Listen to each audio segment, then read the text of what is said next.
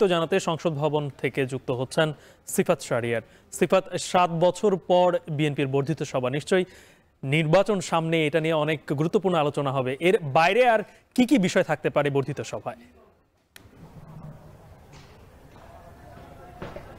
গালিব, 7 বছর নয়, 28 বছর পর 1997 সালে হয়েছিল। 7 বছর পর আপনি যেটি বলছিলেন সেটি নির্বাহী কমিটির বৈঠক ছিল 2018 সালে ল মেরিট নিয়ে। তারপর 1997 পরে আর বর্ধিত সভা হয়নি, 28 বছর পর হচ্ছে।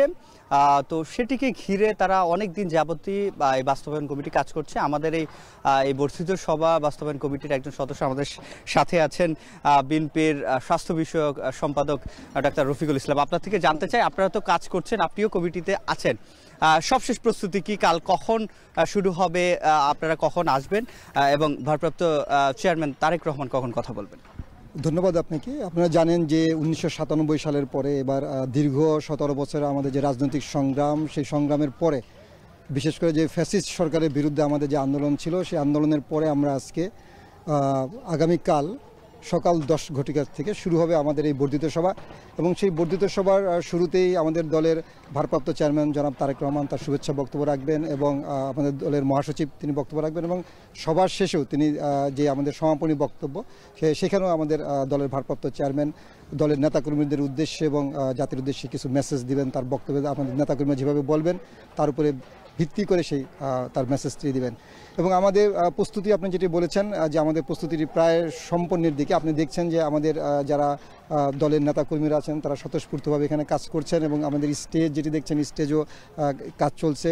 এবং এর অপোজিটে আপনি দেখবেন যে মেডিকেল ক্যাম্প, সেই মেডিকেল ক্যাম্পেরও কাজ চলছে। এবং আপ্যায়ন কমিটি, তারপরে শৃঙ্খলা কমিটি, তারপরে যারা আছেন অভ্যর্থনা কমিটি, তারা কিছুক্ষণ আগেই আমাদের এখানে এসেছিলেন, আমাদের দলের সিনিয়র যুগ্ম মহাসচিব এসেছিলেন এবং এটা ব্রিফিং আপনাদের সামনে অলরেডি করেছেন। তো আমাদের কাজ প্রায় সম্পন্ন, প্রায় শেষের দিকে। তো এখন জাস্ট হলো যে আমাদের সবাই নেতাকর্মীরা অপেক্ষা করছেন কবে এটি শুরু হবে।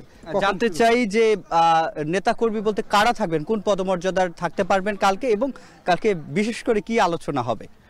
আসলে দেখেন, এখানে আমাদের যেটা হয়েছে যে এখানে নির্বাহী কমিটির যারা সদস্য, বিএনপির স্থায়ী কমিটির সদস্য তারা এবং নির্বাহী কমিটির সদস্য এবং জেলার প্রেসিডেন্ট সেক্রেটারি এবং থানার প্রেসিডেন্ট সেক্রেটারি বা উপজেলার প্রেসিডেন্ট সেক্রেটারি এবং যারা বিগত ইলেকশনে যারা পার্লামেন্টের নির্বাচনে নমিনেশন পেয়েছিলেন দলের থেকে, তাদেরই একমাত্র শুরু। এখানে প্রায় নিয়ার অ্যাবাউট আমাদের হিসাব মতো প্রায় 3500 নেতার অবস্থান হবে এখানে। তারা ধৈর্যের সহিত সকলের বক্তব্য শুনবেন এবং এখানে বক্তব্যের জন্য একটি সিস্টেমেটিক ওয়ে তৈরি করা হয়েছে। সেখানে তারা যারাই সেই সুযোগ পাবেন তারা তাদের অন্যদের উদ্দেশ্যে এবং আমাদের দলের সিনিয়র নেতৃবৃন্দের উদ্দেশ্যে তাদের দিক নির্দেশনামূলক বক্তব্য দেবেন, সুশৃঙ্খলভাবে সেটি হবে। তারাই সাধারণত আমন্ত্রিত হয়েছেন এবং আমাদের অলরেডি যারা আমন্ত্রিত তারা প্রায় সকলেই তাদের যে আমাদের যে কার্ড, একটি নির্দিষ্ট কার্ড থাকবে, সেই কার্ডের মাধ্যমে তারা শো করে সেটিতে এই শৃঙ্খলা কমিটি সেটিকে চেক করবেন এবং দেখে তারপরে তারা তাদের আমাদের যে এলডি হলের যেখানে সভাস্থল সেখানে আসবেন তারা। এ বছরের মধ্যে নির্বাচন হওয়ার জন্য আপনারা দাবি করছেন এবং সরকারও সেটির জন্য প্রস্তুতি নিচ্ছে। তো জাতীয় নির্বাচনের এই বর্ধিত সভার মধ্য দিয়ে কি জাতীয় নির্বাচনের যে কার্যক্রম সেটি দৃশ্যমান কার্যক্রম শুরু হওয়া কিনা? আসলে দেখেন, বর্ধিত সভা মিনস হলো আমাদের সংগঠনের যে সাংগঠনিক সবাই এখানে সাংগঠনিকভাবে সকল আলোচনা করবেন। আসলে আপনি যে নির্বাচন যে কথাটি বলেছেন, নির্বাচন কিন্তু অনিশ্চয়তার দিকে। এখনও কিন্তু সরকার তার নির্বাচনে যে একটি সুনির্দিষ্ট তারিখ বা সুনির্দিষ্ট একটা রোডম্যাপ ডিক্লেয়ার করেন সেটি কিন্তু তারা এখনও করেননি। তাই সুনির্দিষ্ট কোনো নির্দেশনা, সুনির্দিষ্ট ইস্যু ছাড়া আমরা বলি যে এটি অনিশ্চিত নির্বাচনের পথে সরকার হাঁটছেন।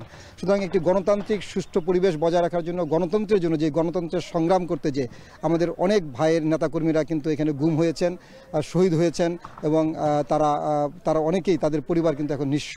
সুতরাং আমরা মনে করি যে এই গণতান্ত্রিক আন্দোলনের বিজয়টি এখনও আমাদের অর্জিত হয়নি এবং সেই বিজয়কে সামনে রেখেই আমাদের বর্ধিত সভার যে দিক নির্দেশনা থাকবেন সেটি নেতাকর্মীরা তাদের দিবেন। ধন্যবাদ আমাদের সাথে যুক্ত হওয়ার জন্য। আমরা ডাক্তার রফিকুল ইসলাম, যিনি বিএনপির স্বাস্থ্য বিষয়ক সম্পাদক, তার সাথে কথা বলছিলাম। এই যে বর্ধিত সভার একেবারে পেছনে মঞ্চ তৈরি করা হয়েছে, সামনে সকল প্রস্তুতি রাখা হয়েছে এবং কাল সকাল 10টা থেকে এখানে আনুষ্ঠানিক যে কার্যক্রম সেটি শুরু হবে। তো এই ছিল আমার কাছে সংসদ ভবন এলাকা থেকে সবশেষ। গালিব, কাল বিএনপির বর্ধিত সভা নিয়ে প্রস্তুতির সর্বশেষ জানাচ্ছিলেন সহকর্মী সিফাত শাহরিয়ার।